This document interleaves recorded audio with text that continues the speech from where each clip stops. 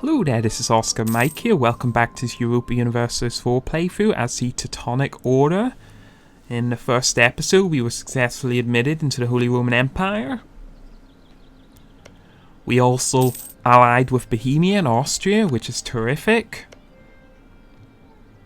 Haven't entirely decided what we're going to do in terms of expansion. However, I think that given the fact that we cannot fight Pomerania and Brandenburg without them triggering some large alliances, I think we're going to have to expand into the Baltic, probably by forcing a showdown with Denmark. So that's the goal. Just checking my relations here. We've got that claim fabricating in Denmark from the last episode. It's almost complete. That'll give us the Conquest Cause Belli. And we got a new heir. Terrific. That must mean our leader has died. Heir needed in Teutonic Order. So many options.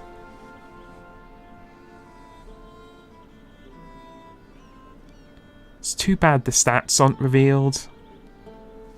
But I think in keeping with our previous episodes, we're going to seek to boost the loyalty of our clergy, given the fact that seems to confer some pretty powerful benefits upon us.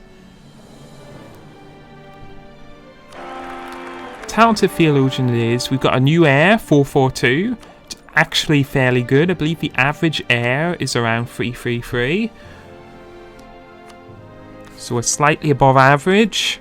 We've also got high administrative and diplomatic power, which is terrific. That's what I'm mostly concerned about. And that's going to correspond well with our strategy of boosting our administrative tech. So I see we now have 60% loyalty with the clergy, which has given us additional papal influence, devotion, and reduced stability cost modifier. Some pretty powerful bonuses there. In fact, extremely powerful. And didn't take long at all to unlock. Our tech situation leaves a little to be desired. We are currently at military tech level 3, and I'm almost positive Denmark's at level 4. It's going to put us at disadvantage in any land battles.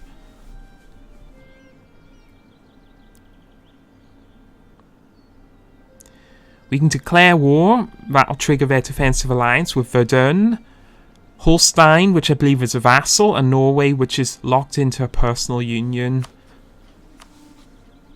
They'll have vastly superior troop quantity, but with superior strategy and tactics, I'm pretty confident we'll be able to overcome them. Get that second claim fabricated in Bornholm. And we're simply preparing ourselves for the war we've set in motion. We are going to fight Denmark. Check the navy strength. Wrong tab. There we go. 20 ships and 10 galleys. So yeah, a vastly superior navy to our own. When you consider they're going to have the Norwegian fleet and the Holstein fleet to back them up. We probably have overkill in terms of the amount of transports we have. However, those are the transports we started the game with, so rather than disband them, it's probably wise just to push ourselves over the naval force limits for now, and maybe disband the ships after the war. That is, if the war goes well.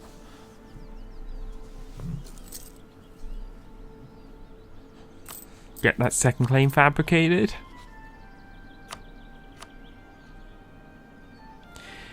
Now, I'm rather wishing we had rival Denmark instead of Pomerania and Brandenburg. Come to think of it, that was a pretty bad move on my part. And the reason why that's a bad move is we can't really fight Pomerania and Brandenburg at the moment. They're too strong, they'll pull in too many allies. The reason why we wanted to rival Denmark was because fighting a war with them would give us incredible levels of power projection.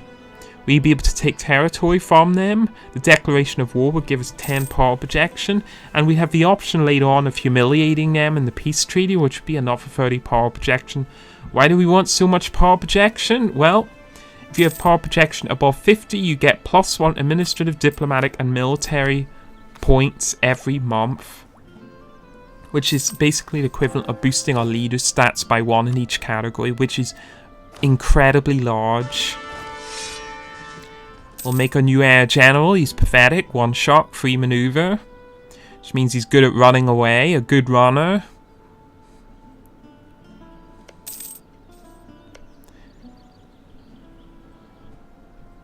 Almost got that second claim fabricated in Denmark.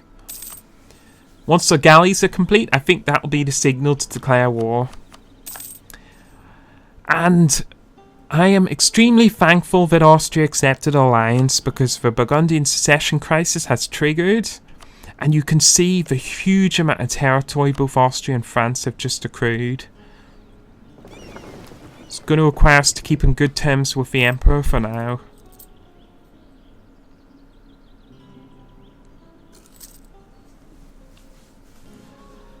Alright, again, the point of this war, we don't really want to establish territory in the Scandinavian mainland, because I don't really want to increase the amount of territory I have to defend.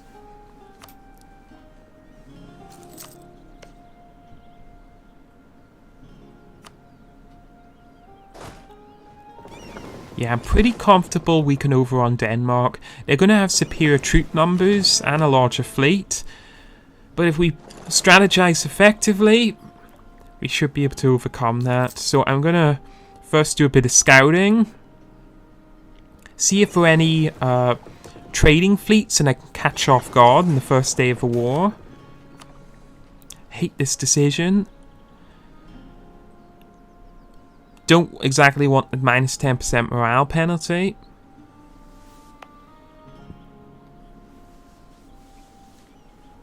So we'll have to improve our base tax in our capital.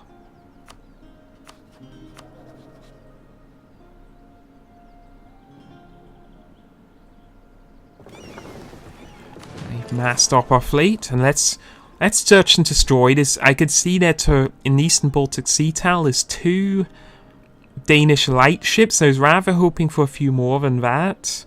There's a Danish fleet there. In... God, I have no idea how to pronounce this. Sjælland. I hope I'm not butchering that.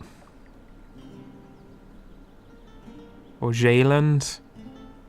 Who knows? Let's focus on finding that fleet. Obviously, whenever you declare war, good idea to have your fleet massed up and ready to attack any minor fleets the opposition have sailing about, protecting trade or what have you.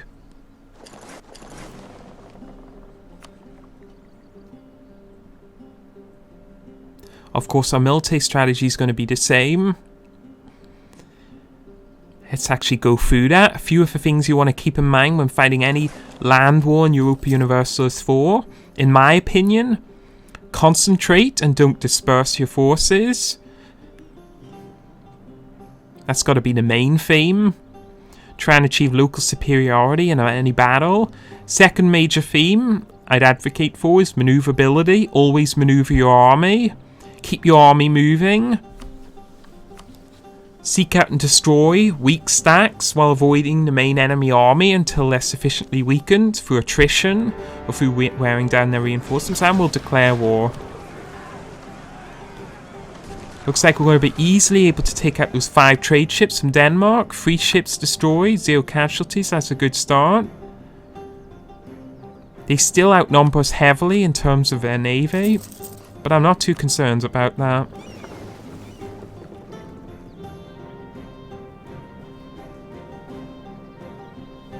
And the trouble is, we want to maintain a blockade of Sjælland. That's what I'll be calling it from now on, Sjælland. Whilst ferrying our troops into Bornholm and Gotland. That'll allow us to develop the war score we need for the peace treaty. However, we want to do that while prosecuting our main goal aims, which is destroy the Danish army in the field, occupy their provinces, and hopefully destroy their fleet. They have been severely weakened with their war with Sweden. It's the only reason I'm declaring war on them. A full-strength Denmark would be a significant adversary.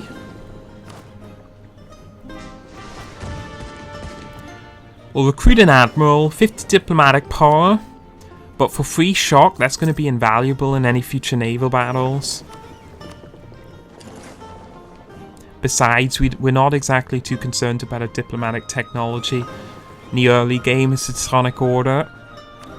I see they've moved 3,000 troops into Nuremberg. That's perfectly fine. They're going to be able to occupy that. But so long as they dissipate their forces and don't concentrate, we can crush them easily. We've got a powerful army, 10 infantry, 6 cavalry, with 5% extra discipline and 10% higher cavalry combat ability due to our national ideas. Get that military access through Pomerania, and we'll go relieve the siege of Nuremberg, whilst maintaining that blockade in the, I think it's called the Helgoland Strait. I'm not sure about that, but I think that would be the English term for it, the Helgoland Strait. Don't quote me on that, though. Right, so that's the combined Danish army. You see that the way they're splitting up their forces. That's oftentimes one of the disadvantages with having allies. They don't like to follow orders. They tend to like to do their own thing. Whereas if all these troops were from the same faction, I guarantee you they would have concentrated by now and they'd have been very hard to stop. So we're going to allow them to move through Danzig. Danzig would be an ideal place to fight because there's no river crossing and the terrain is fields, which means there'll be no negative modifiers for an attacking force. Also, we'll get that extra combat width, which is going to allow our 6 cavalry to absolutely run amok. We're only military tech level 3, but let's see how this battle goes. Our leader's not great, only 2 shock, but that is superior. You can see the pure damage we're doing to this Denmark army. We have total superiority in numbers combined with a powerful cavalry wing. And yeah, a stack wipe. 1,500 casualties, about 8,000 killed. So that's immediately put us off in a great position. Now our objective from a land point of view is going to be rampage our army around Denmark. Don't worry about occupying any provinces in the meantime. Our main war aim is to destroy the enemy army in the field. Once we've defeated that army, we'll focus on occupation. Never focus on besieging, occupying provinces. Don't even attempt to dissipate your forces and take the war goal. Focus on destroying that army in the field and killing off any reinforcements. So this is another small army that's going to do a beeline for one of our provinces. We're not going to focus on recapturing Nuremberg. We're going to focus on destroying their army. So it looks like we're going to have a bit of a chase in our hands. If they stop in Danzig, that would be terrific, however.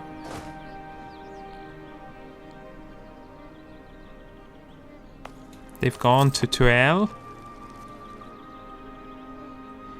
Forest with a river crossing. However, we have 3-to-1 numerical superiority with superior cavalry. We see another small army, and so here's another good technique for you if you're fighting a land war. If you see multiple armies, always go for the weakest armies first. Now, why would we want to do that? Well, it's pretty simple. If we go for the larger army, they're going to be able to withstand our attack for longer, and the greater the odds that they're going to be able to concentrate their forces and bring in reinforcements. So we go for the small stacks first. Getting pretty bad rolls here, but we have extremely high... Actually, our morale is lower and our military tactics is lower, so they have military tech level 4.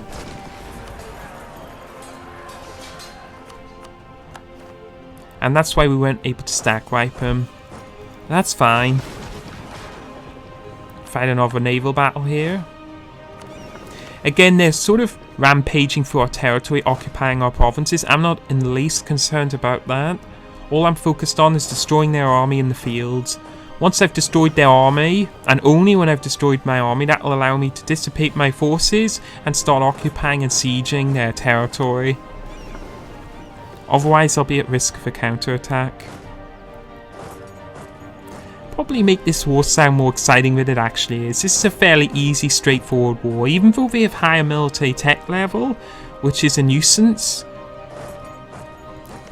I have combined local superiority in my army to defeat their armies one at a time. So they've got 2 armies rampaging around my territory. I'm going to ignore that. I'm going to focus on routing this army that I defeated. Aim for the stack wipe. It's only 1,700 troops, but it's several regiments which can reinforce. 3 regiments, I believe. So we destroy them. That's eliminated 1 threat. Now we don't want to lose too much territory to their occupation, so best idea is to return our army and deal with those small stacks.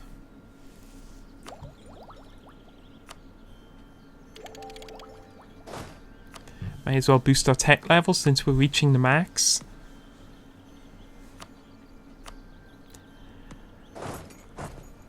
Now, what is going on here? Why on earth can I not move my army out of Hamburg? I was able to cross Hamburg into Bremen, but I don't seem to be able to return through Weimar. I'm not exactly sure what that's about. Perhaps if I move into Stad and Holstein and then try moving back again. Destroy this small Danish army in the meantime. Wait until they get movement locked. Hold position.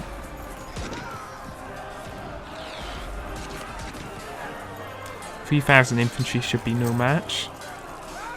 And if we can't move our army back through Lüneburg and Weimar, we're going to have a really big problem because we're not going to be able to deal with the 2 armies in our main territory. So they're the forts, but they're neutral forts. They're not involved in the war.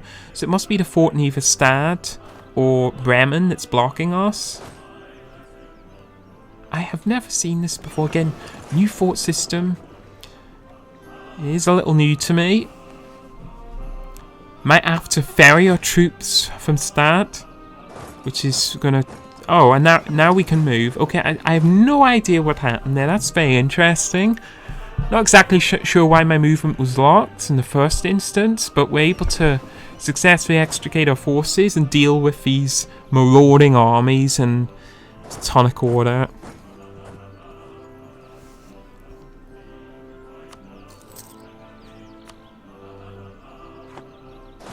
War's going extremely well. Haven't lost a single battle.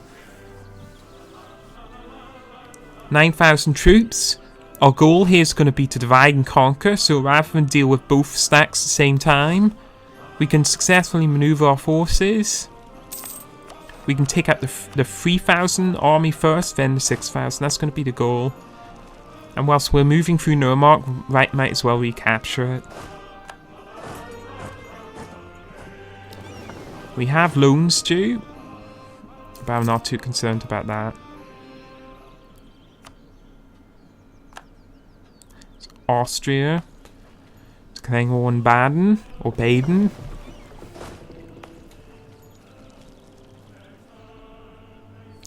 Okay, so they've got an interesting tactic here.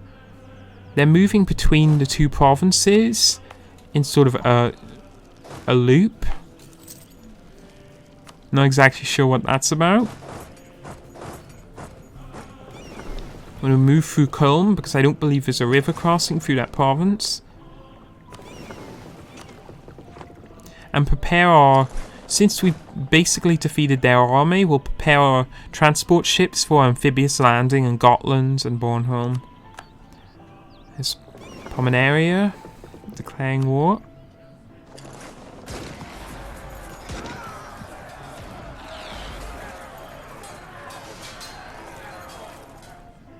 You can just see the damage, even though we're getting inferior rolls. Our numerical superiority in cavalry is so decisive in this part of the game. And that's another stack wipe. 6,000 troops destroyed, few casualties sustained. And we're fairly confident at this stage that this war is going to be a walkover. Good way to start you off. You don't necessarily want 8+ war exhaustion and 5 loans and 0 manpower after your first war.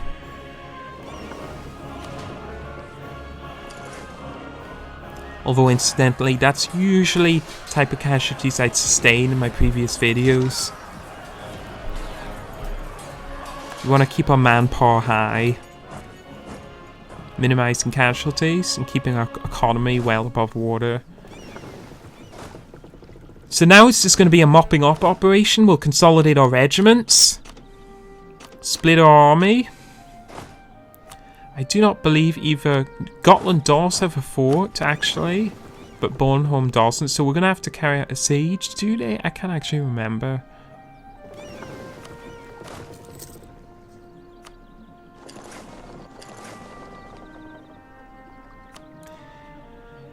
However, there is one thing I have to take into consideration. We have yet to neutralize the Danish fleet, and that can actually stop us from capturing our war goal. So we'll focus on defeating the Denmark garrison in their capital, siege the province down, which will force their fleet out of the harbour, and we'll attempt to destroy it. Once we've neutralized their fleet and their army, we'll focus on the war goals. Some people like to race for the objective first, so for instance, if my war goal was to conquer Skane, they'd focus on capturing that province to get the bonus ticking war score early on, allowing for a stronger peace treaty. Me, I always have a preference for defeating the enemy army in the field first. That's my goal, that's always what I focus on. So we've easily mopped up that force. The siege might take a while, but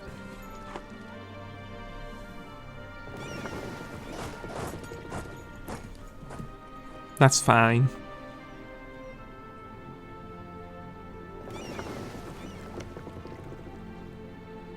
And we'll seek to occupy Bornholm with the rest of our troops.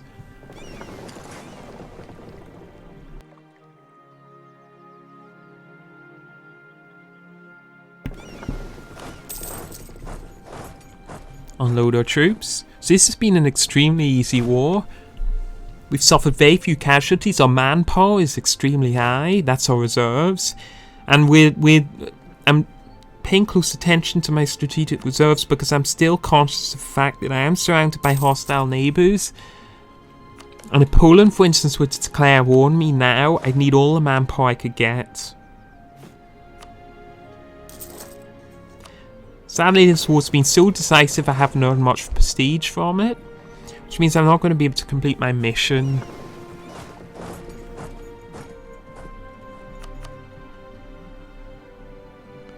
So Gotland does have a castle, and we don't have sufficient troops to siege it. So we'll recruit another regiment in Danzig, which will bring us up to 6. We have a disagreeing advisor. Lose 10 prestige for 25 power. I believe we got administrative power there. That's terrific. I always prioritize administrative power in the early game as any Western faction because I like to unlock that administrative idea group first. Let's see. So we'll take Bornholm. I'm obsessed with this island. It's so strategically important though.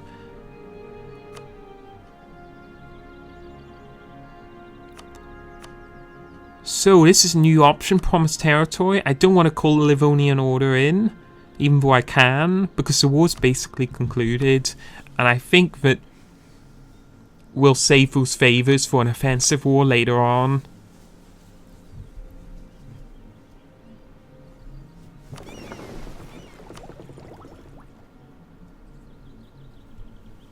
Actually surprised things are going this well.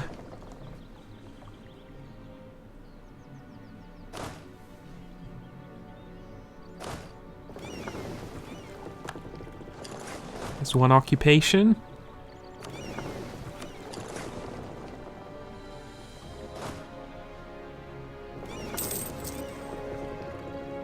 Have enough troops to siege Gotland now, and we'll focus on that.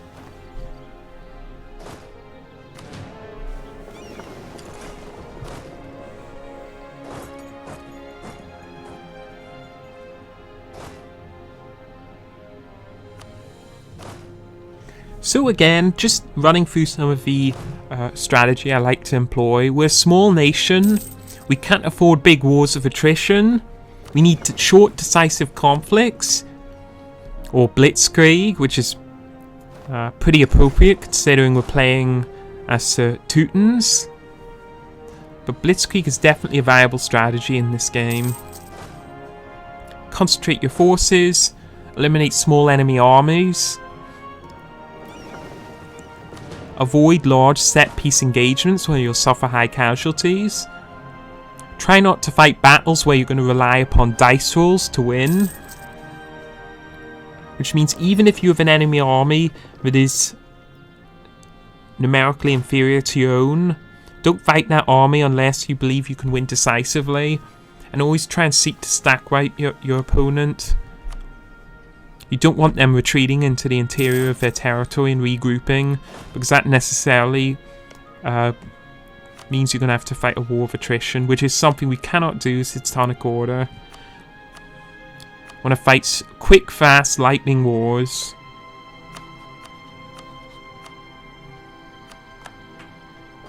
I believe... Oh, here's a naval battle here. No, we have allies, so we should be able to win this easily.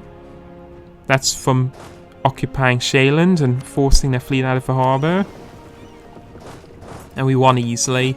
Didn't destroy the fleet though, so I'm going to occupy those additional provinces and keep forcing their fleet out of the harbour until it's completely destroyed. Now Denmark is being attacked by other group of nations. That's obviously the fact that they've recognised that they no longer have an army, which could complicate things in terms of building up war scores, since we're not going to be able to fully occupy their provinces. But so long as we occupy the capital, the war goal, and some additional peripheral provinces, we should be fine. We're not going to try and humiliate them in the peace treaty. There's another naval battle. I usually don't care this much about naval battles as a Teutonic Order, but it's never a good idea just to scrap your fleet starting off. You are a land power, but don't underestimate the strategic importance of gaining hold of the Baltic Sea, especially if you want to expand in the way I am, which is heading through Scandinavia. And we'll see if we can siege down Skane. So, should be the final naval battle. Yep, that's the Danish fleet completely destroyed. And so goes the last token of resistance that they can offer. So being Teutons, I think it's appropriate that we follow the maxim of a very famous Prussian general. I believe I have the right attribution here, Erich von Manstein. And I believe what Erich von Manstein said is, strike hard, strike quickly, and don't disperse your forces. In fact, that might have been Guderian. I'm not exactly sure about that. But either way, that's going to be the underlying strategy we use throughout this entire playthrough. Strike hard, strike quickly, and don't disperse your forces. And if we can unlock those later Prussian ideas, we can get to that stage, assuming we can survive and conclude this war, then we're going to be beating up some of our old adversaries, the Slavs in the east and the French, but we'll focus on this war for now. I think no German nation playthrough wouldn't be complete without a eastwards invasion into Russia.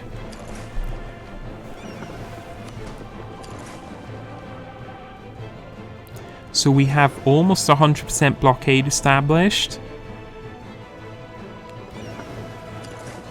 We'll ferry our troops back to Skane and seek to eliminate this 5,000 army.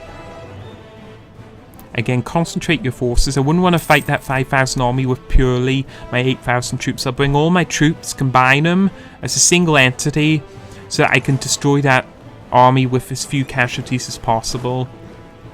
All with the goal of keeping my manpower reserves high. If my manpower reserves become low, I guarantee you some of your neighbours are going to think about declaring war on you. If Poland declared war on me with 0 manpower, I wouldn't stand a chance. Keep those manpower levels high.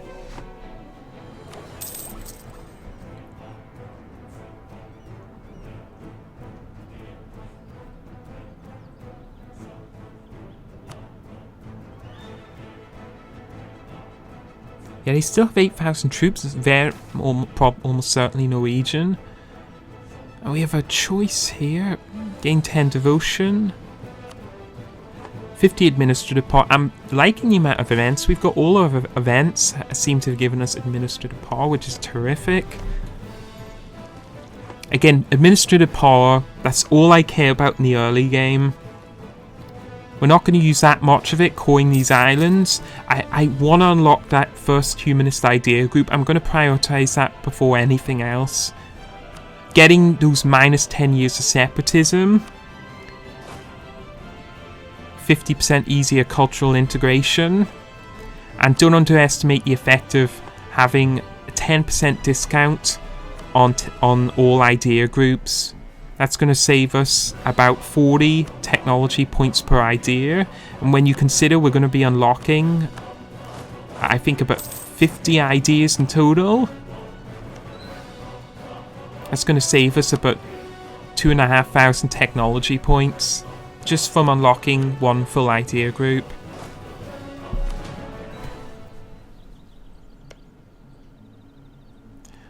Alright, I think I'm going to put a cut in here. Thanks for watching, I'll see you next time.